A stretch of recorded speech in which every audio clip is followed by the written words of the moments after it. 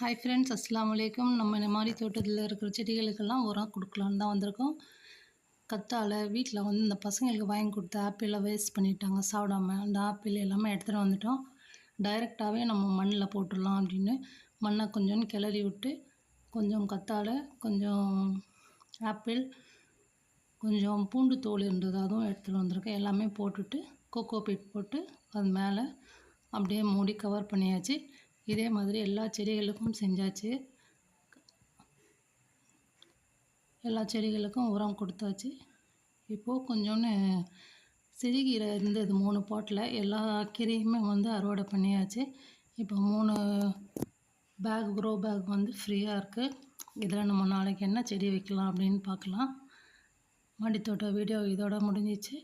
நம்ம கீரையை எடுத்துகிட்டு கீழே கிளம்பிட்டோம். வேறு வீடியோவில் பார்க்கலாம். பாய்.